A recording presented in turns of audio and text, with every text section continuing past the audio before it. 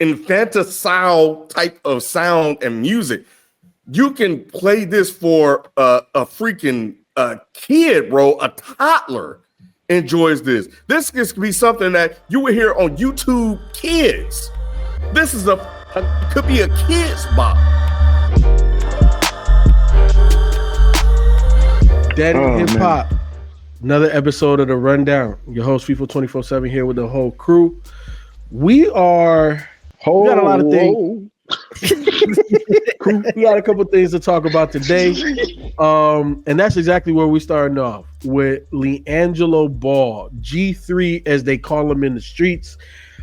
Is he an industry plant? Let me give you guys a couple of statistics on his music career thus far. From January 3rd to January 9th, he has 12.4 million streams in a matter of 6 days with his song Tweaker. He debuted at number 29 on the Hot Billboard 100. Def Jam signed this man to a $13 million deal that's worth up to $13 million with $8 million guaranteed. And he gets to keep and control his masters. And not only did Def Jam give him that, the way that they went about announcing the deal was very interesting. Instead of going to World Star on their social media or any other hip hop media site or streamer or anything like that, Shams Charania, an NBA insider, is the one that broke the story. So obviously there is a level of calculation here with how everything has transpired. Do y'all feel that Jello is an industry plant? And your thoughts and reactions, we just listened to it collectively. If you're on Patreon, you'll get that. To Tweaker, how y'all feel about G3 in these streets? I don't even know if it's like an industry plant thing. I mean, his dad is obviously really good at marketing, so I'm sure he had a hand in this as far as like getting stuff pushed, promoted, and seen. And I think they probably just paid a lot of money to get this in front of people. Obviously, putting it on a big platform of sports, you know what I'm saying, by having someone like an insider announce it, that's pretty clever. Well, not clever. That's pretty smart because that you automatically draw in that viewership, right? Worlds collide when you do it that way, right? And then you make a song that demographic probably never even heard of or didn't even know it existed, with that third word Calio type of sound. Like it's just not like 2006. Yeah, they probably don't even realize. They're like, oh my God, wait, what is this? The way we were excited about it when we first heard it back then is probably the same way they were probably bouncing and happy and like, yeah, bro, like what? Another stat that I did put on there, and you know, I already know B gonna feel a type of way. He opened up for the Detroit Lions. Yes, bro. For their divisional game. I think it was a halftime. It was a halftime. He performed at halftime. And he ain't from Detroit, so I don't know what the hell or how much, you know, I don't know how that happened, but I definitely think he set the Lions up for failure. I'm not like three, but I'm just saying. Where is he from? Cali. Chino Hills. Chino Hills, bro. The suburbs, bro. Wow. He is Lonzo Ball and Melo Ball's brother. He's the middle brother. Yeah, they from the suburbs, bro. And here's the story as to how this kind of came about. So there's a streamer or there's a producer that got hit up that is from the South. I don't remember. There's a whole bunch of names. There's somebody that broke it all down. But essentially, they wrote it. They did all of this type of stuff. And then, again, just the marketing plan and getting it out there. But Beezy, what's your thoughts on this, B? When I kept seeing people, I didn't like it. I just didn't like it. Mm-hmm. I mean, it's definitely like, yeah, it sounded like something that came out in the early 2000s, some shit like that. But it's crazy. I thought it was getting a lot of steam because it was so whack. I feel like it was so whack. I thought people was like kind of clowning it. Nah. And the fact that it was kind of like, wait a minute, y'all like really, y'all like this song? Like, because the only thing I heard before we started recording this, y'all, we just listened to the whole song. So I always just heard the hook. I always heard the hook. Like every time I heard like in passing or something, I always heard the hook. The whoa, like I always heard that part. But I never heard the entire song from the beginning to the end. So yeah, I thought it was just something that people would, you know how stuff be made fun of so much it goes viral. I thought it was one of these situations where it made fun of so much that it went viral because it was just like kind of like a joke. You know what I mean? I didn't think people was taking his song serious, bro. I did not think people was taking this shit serious. I was like, y'all really can't be for real, right? Like y'all, and then yeah, once I saw that him getting signed and stuff, which I mean, do that mean anything nowadays? I mean, like I think I mentioned that before. Like it used to be meaningful to get signed to a label back in the day. I feel like, do that really mean anything nowadays? They don't even hold weight like that no more. I don't know. B, but I think that it just don't add up. There was somebody that looks at like that record contracts and breaks it down, and basically based off of his numbers, he's only generating like $300,000 to $400,000. That's crazy. So it doesn't financially, it doesn't make sense for Def Jam to invest up to $13 million with $8 million guaranteed, because it doesn't seem that they are going to recoup that. Anybody see the contract? Has that been verified? That he really got $8 million? Yeah, $8 million guaranteed. It's up to $13 million if he like hits. You asking Ken, it's a contract. Can you look it up? Yes. Yeah. You know how in cases you could put up the PDFs and view the details. That, I mean, it's a legal document. No one's gonna give him access to that. But I just want to know if the insider actually saw it instead of they're just taking the word for what somebody leaked to them. Because if that is indeed true, they need to be fired ASAP. But here's the thing though, Ken, in terms of Def Jam and a lot of these recording labels, I don't know if you've been paying attention, but in the last, let's just say 3 to 6 months, these entire staffs have been fired. Yeah. Staffs. And now you're giving away $8 million and you're only getting back 300. That's based off streams. So this could be, and we don't want I don't 100% know, but this could be a 360 deal where they're going to make money off the merch. They're going to make money off of the YouTube. They're going to make money in all other areas, because let's be honest, he is marketable. He does have two brothers that are basketball players, and one of them looks like a superstar. Like, there's opportunity there. Look, man, this shit is probably one of the worst songs I've heard in the last 20 years. Not 20. Worse than Jack Harlow? It's right there, B. It's right there? It's right there, B. At least Jack Harlow tries. Worse than $1 Million Baby? It's catchy. $1 Million Baby is a hit. You know, it got a nice catchy beat. This song is god awful. It's a joke. The industry plant thing, how I got to these numbers. Maybe they hit up UMG for the secret formula. I don't know. But either way, he's making a mockery of this art form. And for them to endorse and push this, and for people to like it, the reason why people like it, I'm with you. You would think that they liked it because it was a joke. It's a joke. That was my perception of it. But I recall the conversation we were having on Dead End Sports about it, and in the chat, and people talk about, oh man, you know, the young boy got his money. That money ain't coming in my pocket. I don't care. Who cares about any of that? None of that stuff is relevant. My thing is, we are witnessing a devaluing of this art form right before our very eyes.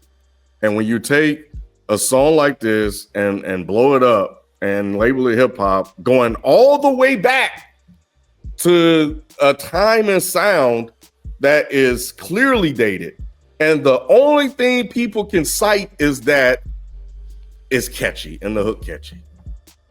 That's all they got. But Ken, that's a lot enough, bro. But that's a lot of where hip hop has been since the 2000s. And that is the problems since the 2000s. Yes, since the 2000s, Ken, a lot of the songs that have been commercialized and popularized, it's a catchy hook. Let me ask you this. Mhm. Yes, music, especially popular music, needs something catchy and memorable. Yes. Have they ever been as awful as this? I will say this, Ken. He's not a good rapper. You know what I'm saying? You could just put out the instrumental and the hook. Why is he even fucking rapping? That's number one. This shit, he doesn't need to even be on the song. They could have went and got AI, bro, and put this shit out. Ken, did we not feel similarly to Sexy Red when we first heard her? Did we not feel similarly to Glorilla when we first heard her? Did we not feel similarly to Cardi B when we first heard her? They rap this is not the sounds way over there. It's not. It's not the same. It's not the same, man. This is a total ripoff of something from the 2000s. This is a totally ripoff from that. Okay, what? It's a joke, bro. Like this is they're playing in our faces, bro. It sounds like a parody on an old sound. Like New Orleans isn't even doing this sound like that right now, and that's the sound he's stealing from. I remember it's actually a Texas producer, but I feel you. Okay, I remember, but that's not a Texas sound. That's a right, New Orleans exactly. sound. Yeah. Rod did say sound. I remember when we had that live, and everybody was talking about, "Oh, Ken ain't even heard the song. You ain't even give it a chance." Why? Why do y'all actually think? And that look again. This people, we've gotten to a point now where people don't know good music when they hear it. And now hip hop is being reduced to this infanticide type of sound and music. You can play this for a freaking kid, bro, a toddler enjoys this. This could be something that you would hear on YouTube Kids. This is could be a kid's bop. This song. And, tell him why you mad, Ken. Tell him why you mad. And how awful he raps. He is so awful. They told him to keep the masters because they didn't even want to keep this in the archives, bro. They say you can keep your shit. Oh my goodness. They don't even want it, Feefo. And people are celebrating this. Man, get the fuck out of here with this shit. All right. They Ken has spoken. Nobody can follow that. I wanted to talk a little bit about our YouTube community. There's been a couple of posts and polls that I put up, and the people have spoken. Amid the Cameron and Jim Jones beef, I asked the community who has the best bars between Cameron, Jim Jones, and Mace. 2,300 votes, and Cameron was first with 56% of the votes. Mace was second with 36%, and Jim Jones with 8%. Did the community get it right? I actually have not been paying attention to this beef. I heard a little bit of Jim Jones thing. I don't know what Cameron did, and I think I saw something with Mace. Give me a quick synopsis. I got you. Cam 50 issues way back in the 2000s. They had a beef. At that time, G Unit was on Rap City The Basement. They invited Jim Jones on. So Cam and 50 got beef. 50 being who 50 is, invited Jim Jones onto their Rap City The Basement, and Jim Jones was there. That's like saying that. But 50 just went on. It is what it is, though. Yeah, because now that's years past. So right. I'm assuming that whatever just got rehashed. Jim Jones showing up for 50. Because I didn't watch that episode. I just heard, Cameron talking and this, that, and the third. And they were trying to little bro Jim saying that. And Jim has gone on record and said that Mace taught him how to rap. You know what I'm saying? Cameron was telling him that he was a fan basically, and that's how he got put on. So then, obviously rappers that rap, they started rapping. But that's neither here nor there. That's not what we're talking about. Rate the bars. Beezy, Cameron, and this is Jones, prime. Mace. We taking them in a prime, right? Prime. Yeah, I'm taking Mace. I feel like that's the easy answer. So Mace is number 1. Who's number 2? Cameron. Okay, and then Jim Jones. Yeah. Modest. I feel like that's the obvious order, in my opinion. Rate the Nah, bars. that's not obvious for me because I've never liked Mace. So Cameron is always gonna be first out of that whole camp or Harlem for me. I have to put Mace there by default as 2, and then Jim Jones 3rd. Okay. But yeah, that would be my order. I think I'm with B. Murder Mace. Yeah, like Murder Mace. Yeah, bruh. We gotta get through them, B. We gotta get through them. No, just give me the list. Who's number 2, Ken? Yeah, I think we got a good order. Cameron, then Jim Jones.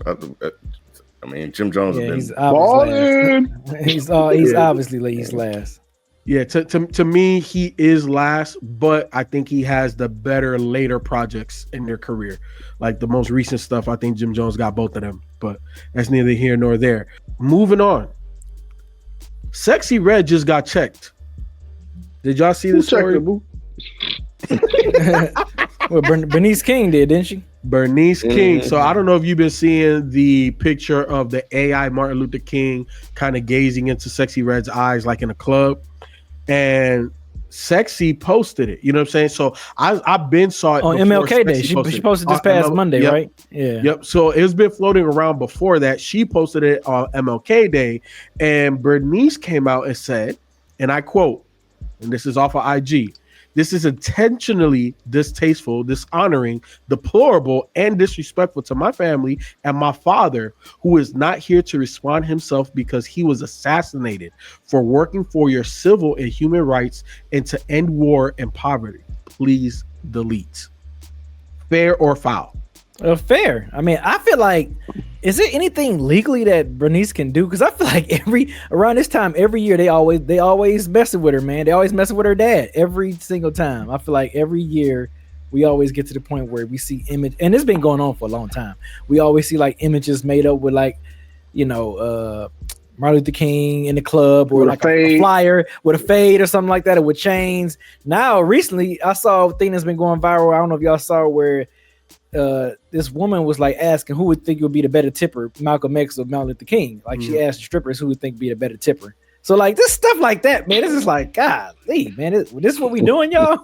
Like this is crazy. So, but yeah, I'm surprised Bernice hasn't like put any legal action, or I don't know if she can put like some type of legal action to this, because they've been doing this for a long time. I'm surprised she hasn't put her foot down on this. Like, okay, y'all got to stop this. Yeah, she didn't do it. She just reposted it. It's not like she was, and I think it was just a joke, I guess. Like, I mean, we know that people aren't actually disrespecting Martin Luther King. Like we know that they probably respect him though, right? Like, I don't know, bro. These kids be doing jokes. Like we did jokes. I think we made probably some inappropriate jokes that if the internet was around, it would be messed. People probably would be like, oh, like the older people would be like, I can't believe you did that, and we'll be like, well, we were just playing. We were just playing. Like we love Dr. Martin Luther King. Look, we love his work. You know what I'm saying? Like I don't know. So I'm just like, nobody's gonna really care. Like, I think her putting more attention on it is making it bigger than what it needs to be. To be quite honest, what is it hurting exactly? His legacy is still going to stand. It don't matter that he has a AI generated picture with Sexy Red floating around the internet. It doesn't matter. Like it's going to stand. Like it's not going to hurt his legacy. I mean, she's seeing her father, so I guess it feels. I mean, I would feel some type of way if someone put my dad or my mom on some stuff and it's AI generated. I mean, I personally would. You know what I'm saying? She could. So I think, and rightfully so. I mean, I think for other people, me and you, we probably looking like, oh man, what's the big deal? But like, that's her father. I mean, you know what I'm saying? Like he he done a lot for the community, and this is like people making a mockery of her dad and her, and even though, like you said, they could be doing it in a jokingly way, they might not mean no harm, but to her, she like, nigga, that's my dad, so I don't like it. So, and she has everybody's gonna like be hurt, and somebody's gonna be hurt by something. Like, no matter what it is, like something that we say today is gonna hurt somebody in some sort of way because we're unintentionally being empathetic to something, but we don't know what that is. You know what I'm saying? But purposely making a flyer with Martin Luther King with a fade and it wasn't her gold though. chain. I'm just saying. I'm talking about in general. I'm talking about people doing it. That I mean, it's people out there that's literally, hey man, put them in the chain, gold chain. That's gonna look crazy. Like, I think it's people purposely doing that. And here's the thing, like we see the pictures of Michael Jordan and the same thing with the gold chains and the grills and stuff like that. So it is, a thing to this meme culture. I also agree with you where, that's her dad, bro. So she's definitely gonna feel the type of way. I don't think that it will hurt his overall legacy, but the way we view him, or not we in terms of our age group, but the kids that the younger generation, I think this is diminishing his legacy to the younger generation. We know what it is. You know what I'm saying? Like, I feel like we grew up in that era. You know what I'm saying? But these kids, it's not as pertinent to them. So what they see is memes and stuff. So I do think that his legacy in the younger generation's eyes is being hurt. Ken, fair or foul? The question I asked myself when I saw this, Feefo, is, did Martin Luther King Jr. die so Sexy Red can twerk freely? Yes. Oh man. And and would he even like Sexy Red's music? I think that Maybe. he might, bro. He might. I don't know. Pussy hole in my pussy hole, right? I don't think this so, is what bro. Bernice talking about. I don't. This is think what Bernice so, King bro. talking about. He would not like.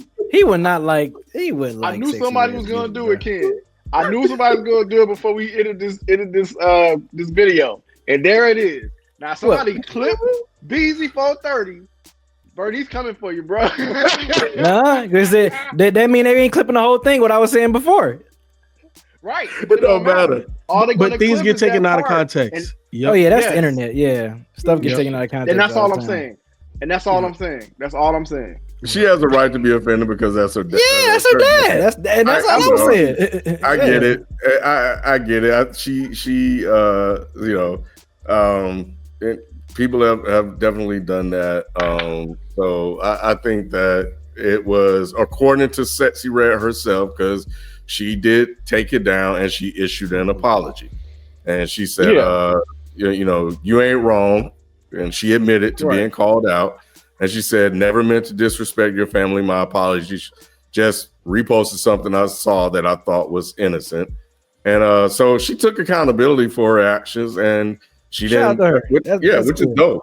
And even Bernice replied was like, thank you for your apology, which I sincerely accept. That's She said, what's up. please know that it was not my intention that you be denigrated. I value you as a human being. I hope you understand my concerns about the image. I know that my father has become a bit of a caricature to the world, and that his image is often used with no regard to his family, his sacrificial work, or the tragic, unjust way in which he died, a state-sanctioned assassination. Unfortunately, I regularly challenge the disregard.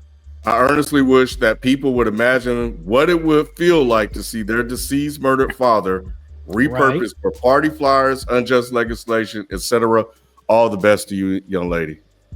So, I wonder, did Bernice ever get in touch with Aaron McGruder, the creator of Boondocks? Because he had an entire episode about Martin Luther King. More than likely, because the Martin Luther King estate is very active. So I would not be surprised.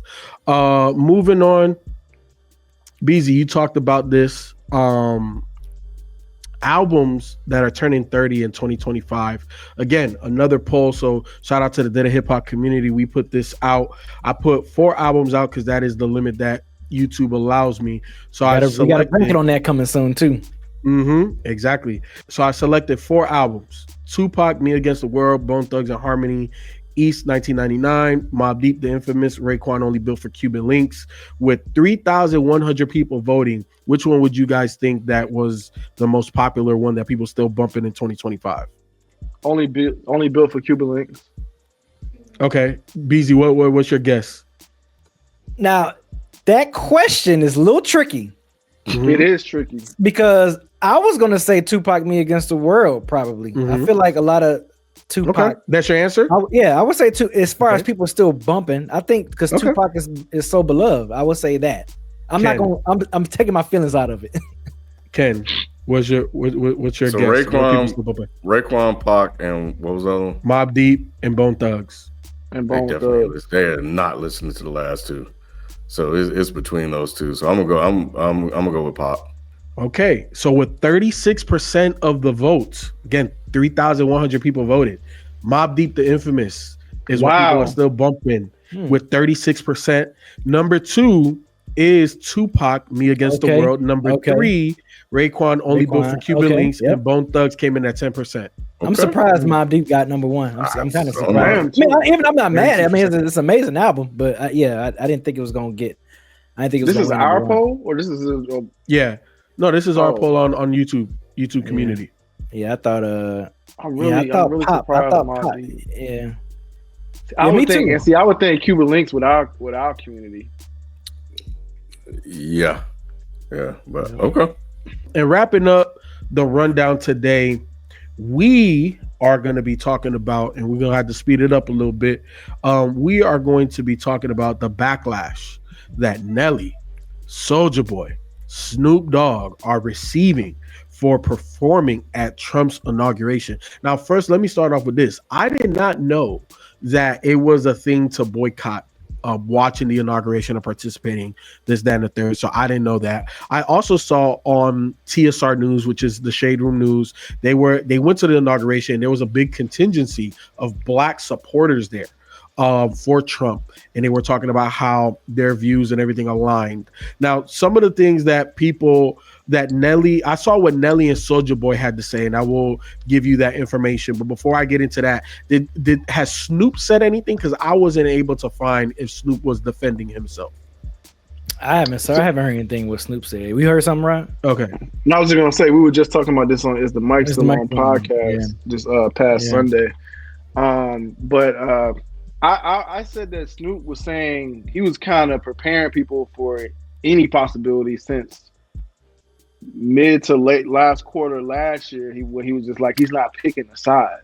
So he's been on record saying that, I don't want division. I'm not here for division and all that type of stuff. So it's just like, for us on a political tip, I don't waver one side over the other type of thing. So he's made some statements like that. So I don't know if he said, I hadn't seen him say anything after he did that. Yeah. But that's what I know before he did it. So I wasn't like 100% surprised. Gotcha. So Nelly was saying, and I'm paraphrasing, but Nelly was basically saying that he respects the office regardless whoever's in the office. I think that is definitely commendable. He said he didn't do it for money, so it is what it is. Soulja Boy said Kamala ain't call him. Said nobody else ain't call him. Kamala, you know me, man, with the name sometimes. Kamala ain't call him, you know what I'm saying? So it is what it is, Trump called, he answered, and he did it. For some but Soulja Boy is not surprising, but I get what you're saying, Rod. I get your question. Like that's so is it do you feel that, and Waka Flocka has caught a lot of I was gonna say flack. Waka Flocka flack. Yeah, Waka Flocka has caught a lot of flack for supporting Trump. Do you feel that even if we disagree, because first and foremost, I don't feel like we should be putting our hip hop artists up there on a pedestal like they are the beacon that we should always be following, right? So that's number one. Number two, if somebody feels a type of way, and I understand that politics divide, should we feel that strongly if that's who they want to endorse? Trump is a very polarizing figure to a lot of people, and they have very strong opinions about him one way or the other, and people that support him to the point where they'll cut off family members that they've loved and for their whole freaking life because they may have voted for Trump, which is insane, but it's true. There are stories out there. Maybe they'll get back together or not. I don't know. First of all, you're right. These are just entertainers. Second of all, Nelly, Soulja Boy, and whoever else, Rick Ross, Snoop, Ross probably wouldn't surprise anybody, and maybe people wouldn't be as bothered about it if they saw that they were performing at the inauguration. The issue with Snoop is what Snoop has said himself in the past about Trump, without issuing, outside of what Rod said, any other type of counter narrative. So he hasn't provided or said anything outside of that, which probably didn't get publicized because it's not as good as or salacious as him ripping Trump. So therefore people missed it, and including myself.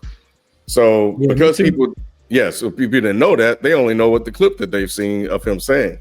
So I don't know, man. I've really been thinking about this. Like at one point, where can you just have a political difference in opinion with someone?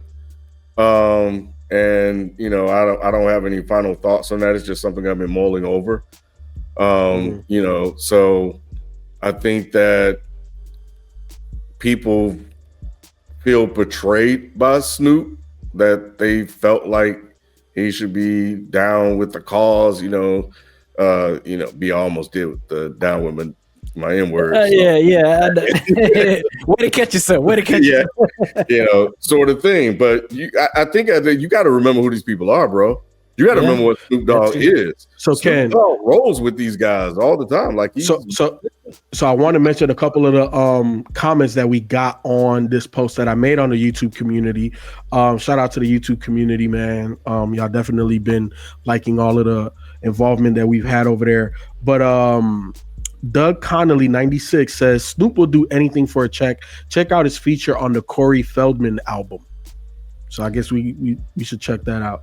You have to know who these people are. So when I saw it and when I heard about it, I laughed. I was like, it didn't surprise me, it shocked me, and I'm not outraged or pissed off about it at all. Because it's just Snoop. He is who he is. Yeah. Vinny Dangerous said, I don't expect much from artists that make the music and write the lyrics that they do. They never stood for us. There wasn't a bag attached to it. It's about money no matter who's giving it to them. Yes, yeah. Peter Bad. I'm gonna just keep it there. Peter Bad. Hip hop artists have been selling out since the late 80s. The record labels ain't paying anymore, and the public ain't buying the albums like they used to. So artists got to get it back from somewhere else. I think the kind of it is Soulja Boy, so yeah, I take it with a grain of salt, right? Right. Of him saying like he just going to get the bag, whatever. Like, I think that is something that we're saying. It's like, oh man, go get the bag, get the money, woo woo woo. I think I've seen Stephen A. You put the article in there about what Stephen A. said, and I really didn't like his take about Soulja Boy ain't got no right to go get money, and Snoop Dogg worth over $100 million. He got a youth football league and sending cats to college, and we just gonna ignore that because he performed at the inauguration. I don't think people are ignoring anything that he's done, anything like that. I think people are upset because of what Snoop himself said. Mm-hmm. That's what it is. He's missing. Yeah, he's missing the context of that. Nobody saying shit about fucking Soulja Boy, Rick Ross, and Nelly. Right. Bro. Exactly. It's because they're catching. They're catching the least of the backlash. Because it's like, we expect that from y'all. Like it's like y'all on brand, so that's why nobody's saying nothing to them. Pretty much. One of the comments, Hoodie Cat 6421 said, "Didn't Snoop shoot Trump in a music video?" So that goes to what you're talking about. Yeah, you did. You know what I'm saying? Yes. That's the rundown, man. That is the rundown for today. Again, appreciate everybody in the Dead and Hip Hop community. I will be incorporating you guys more into the rundown. So the rundown, we talked about G3, Jello Ball, and him being an industry plant. We also talked about Sexy Red getting checked by Bernice King. We talked about the YouTube community and a couple of the polls and our ranking of Mace and some other people there. And Trump, is he exploding hip hop? So check out Is the Myke Still On podcast. I'm pretty sure that the fellas went more in depth there, especially with Spike on the show. You know, Spike digs for these type of things. But yeah, man, that is the rundown. We'll catch you guys again, and we out. Peace. Peace.